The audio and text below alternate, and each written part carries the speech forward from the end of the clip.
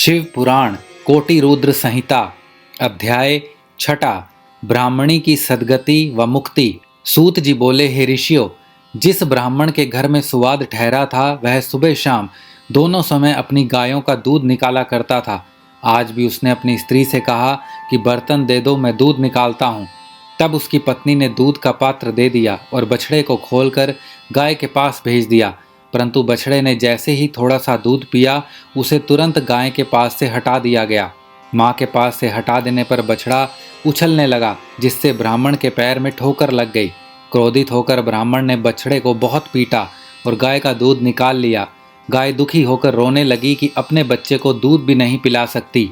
मैं अपने बच्चे को पिटते हुए देखती रही, परंतु उसकी कोई मदद नहीं कर सकी। तब बछड़ा अपनी माता को समझाने लगा कि माता, तुम धैर्य रखो, जो जैसा करता है वह उसी का फल भी भोगता है। अपने बछड़े की ज्ञान भरी बातें सुनकर गाय बोली, मैं जानती हूँ कि तुम सही कह रहे हो, परंतु अपने पुत्र की दुर्दशा मुझसे देखी नहीं जाती। मुझे उस ब्राह्मण को दंड देना ही होगा, क्योंकि यदि मैं कुछ नहीं करूँगी तो यही सब बार बार होगा। तब बछड़ा अपनी माता से बोला, माँ, यदि आप ब्राह्मण को मारोगी तो आपको ब्रह्म हत्या का पाप लगेगा। अपने पुत्र की ऐसी बातें सुनकर गाय ने कहा, पुत्र, तुम ठीक कह रहे हो, परंतु गाय को सताने का दंड ब्राह्मण को अवश्य मिलना चाहिए। बाकी रही ब्रह्म हत्या, उसके पाप को मिटाने का उपाय मैं जानती हूँ। यह कहकर गाय चुप हो गई। गाय और बछड़े की ये बातें सुवाद ने सुन ली थी। यह सब सुनकर उसने सोचा कि मैं अपनी माँ की अस्थियां लेकर काशी जा रहा हूँ, परंतु मैं यह भी देखना चाहता हूँ कि गाय ब्रह्म हत्या के पाप से कैसे मुक्त होती है और अपना बदला कैसे लेती है। प्रातःकाल होने पर सुवाद वहाँ का दृश्य देखने लगा। उस दिन ब्राह्मण ने अपने पुत्र से दूध निकालने के लिए कहा। उसके पुत्र ने भी गाय के बछड़े को पीटना शुरू कर दिया, जिससे गाय को क्रोध आ गया और उसने अपने सींगों का प्रहार लड़के की बगल में कर दिया। यह देखकर ब्राह्मण ब्राह्मणी दोनों दौड़ते हुए अपने पुत्र के पास आए, परंतु कुछ ही देर में उनके पुत्र के प्राण पखेरु उड़ गए। तब हाहाकार मच गया, सब रोने लगे। ब्राह्मण ने पीट पीट कर गाय और उसके बछड़े को घर से निकाल दिया। ब्रह्म हत्या की दोषी उस गाय का रंग सफ़ेद से काला पड़ गया। जैसे ही गाय और बछड़ा घर से निकले, वह पथिक सुवाद भी उनके पीछे पीछे चल पड़ा।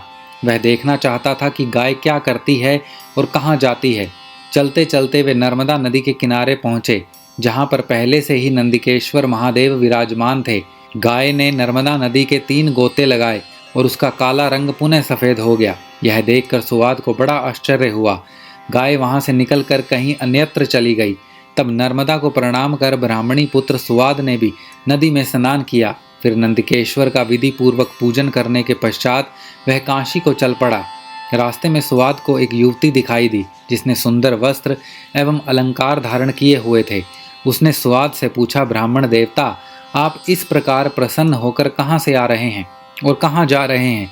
तब सुवाद ने उस युवती को सारी बातें बता दी और कहा कि मैं अपनी माता की आज्ञा को पूर्ण करने हेतु उनकी अस्थियां काशी ले जा रहा हूँ। तब यह सुनकर यह युवती बोली, ब्राह्मण, तुम बहुत भोले भाले हो। यह तीर्थ अत्यंत पवित्र है। प्रति वर्ष वैशाल शुक्ल पक्ष की सप्तमी के दिन नंदना की पवित्र धारा में स्वयं गंगा जी आती हैं। आज वही शुभ दिन है, इसीलिए तुम अपनी माता की अस्थियों को यहीं प्रवाहित कर दो। यह कहकर वह युवती अंतर्ध्यान हो गई। सुवाद पुनः नंदा नदी की ओर लौट आया और उसकी पवित्र धारा में सुवाद ने अपनी माता की अस्थियां प्रवाहित कर दी। तभी उसे एक दिव्य दृश्य दिखाई दिया। उसकी माता दिव्य देह धारण किए शिवलोक को जा रही थी और उसे आशीर्वचन देते हुए कह रही थी कि तुम धन्य हो, तुमने अपनी माता को सद्गति प्रदान की है। पुत्र को आशीर्वाद देते हुए वह ब्राह्मणी शिवलोक को चली गई। कोटि रुद्र संहिता अध्याय छठा समाप्त।